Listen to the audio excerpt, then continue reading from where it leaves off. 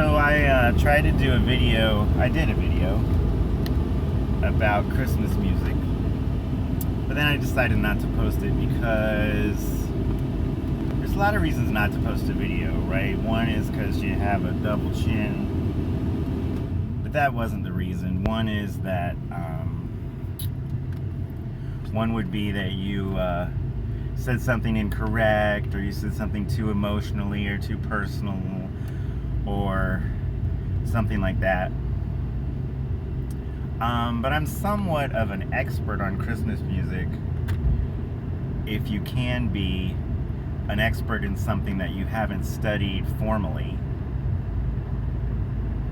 And I'm thinking of, there are lots of experts who are self-taught, but I just have listened to so much Christmas music that I have become kind of an expert in it compared to most people. I can listen to a couple words and I go, oh, that's such and such a singer.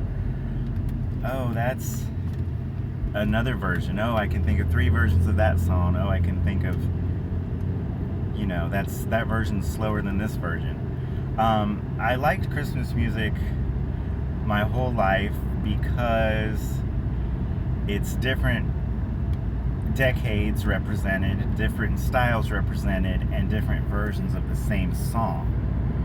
So if you're into musical arrangements, you get to hear more than one version. If you're into pop music like I am, and what I mean by that is pop with a little bit of gospel, like the Pointer Sisters, pop with a little bit of country, like Dolly Parton, pop with a little bit of,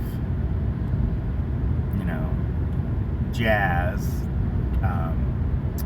Ella Fitzgerald, or, whatever. I like pop mixed with a little something else, right?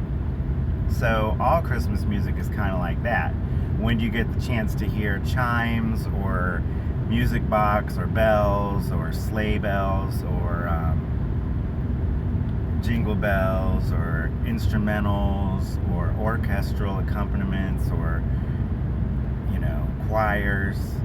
This year I noticed early on a lot of emphasis on the old-fashioned choirs, like what I associate with Disney movies from the 50s and 60s and before.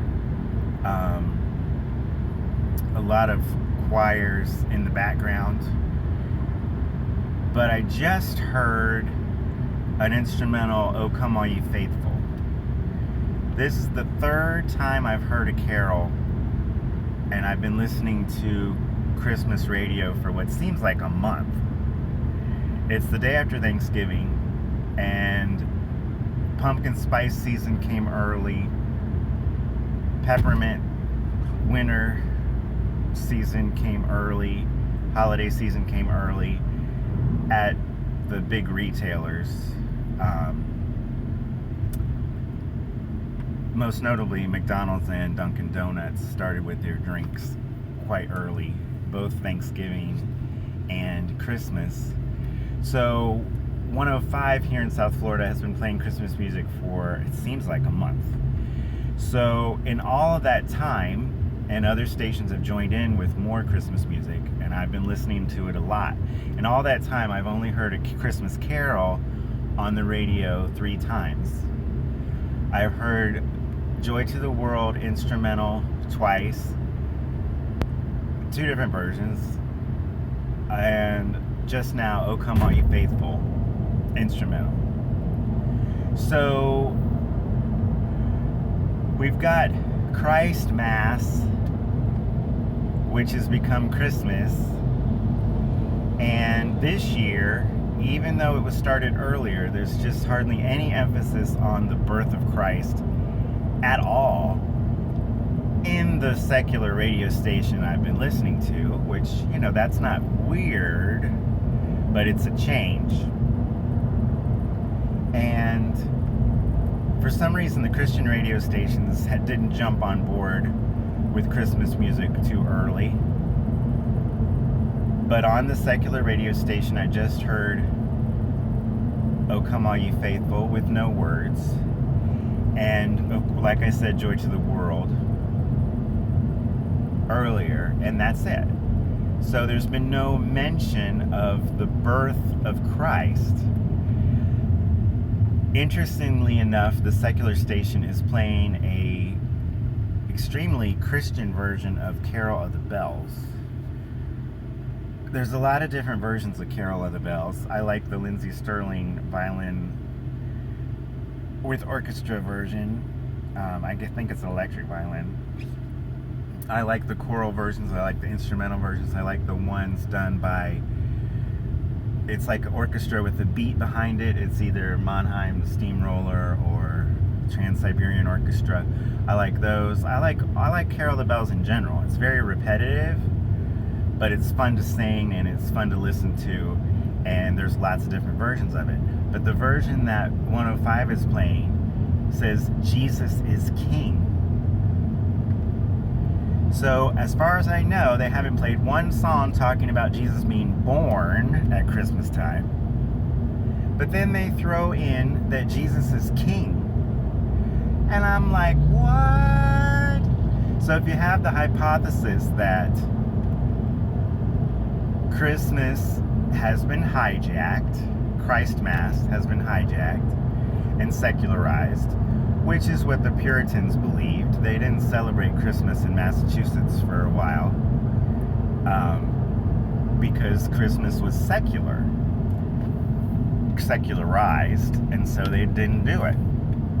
And those people talked about Jesus, prayed to Jesus, thought about Jesus all the time, but they didn't partake with Christmas. But for a while now, Christmas has been the big expression of Christ, the only expression of Christ in popular culture. And I could see, I'm sure anybody could see, that with all of the secular Christmas songs, there's been secular Christmas songs and sacred Christmas songs. Christmas versus holiday. Songs about the cold, songs about the animated characters that inhabit Christmas TV specials, and songs about being in love at Christmas time, and then all the songs about the birth of Christ, which I haven't heard any of, except I've heard some of the tunes. So, is it a big conspiracy? I don't know. If you have people who are trying to make money, they're justified in whatever they've done because they've made lots of money off of Christmas music, right? If you have people who are trying to make good songs or artistic ability rising to the top, well, you know, we've got some great secular Christmas songs. If we're moving from a time when there were folk songs to a time when every song has a songwriter, well, there you go. There's evidence for that, because Christmas carols were, of course, standardized and arranged and codified, canonized, but they do have either anonymous authors, composers, lyricists, or they are folk in that they've been changed throughout the decades.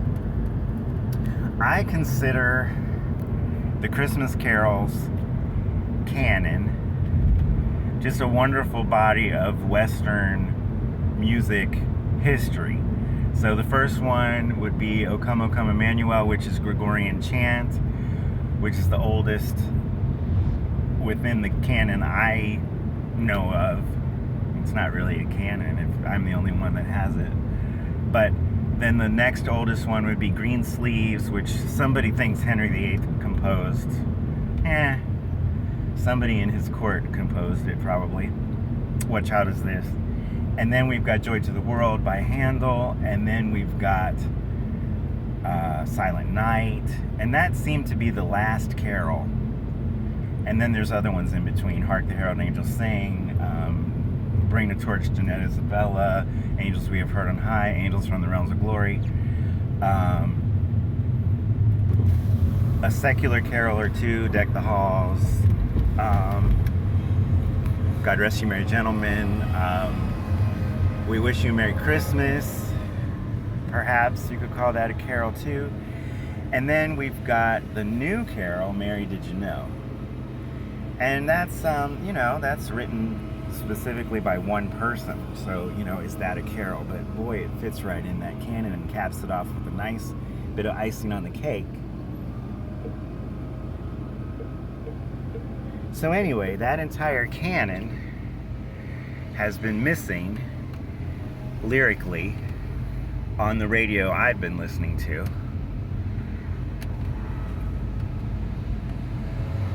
We've got Gene Autry's talking about we're all children of God and let's all sing to the Lord above. That's quite religious. We're all God's children, quite religious, but nothing about the time of year in which Jesus was born. And that's in Santa Claus Is Coming to Town. So talk about a mixture of the sacred and the secular. And of course, Santa Claus, Saint Claus. So anyway, we've got the ball of yarn that is Christmas music. I've noticed a change this year, but it was a long time coming. If you look at all the secular Christmas songs written in the 30s, 40s, and 50s, you'll see that they were not written by Christians. So, what's that about? Why are people who aren't Christians writing Christmas songs? I don't know. I have a couple ideas. So enjoy your holiday. Like I said, it's the day after Thanksgiving. I look forward to a lot of Christmas music. I look forward to doing something with carols. Maybe a medley of all of them. Just iron out the canon. Maybe leave out Bring to Church Jeanette Isabella.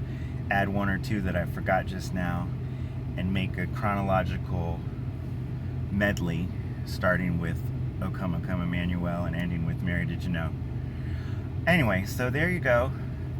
Hope you have a great holiday and Merry Christmas.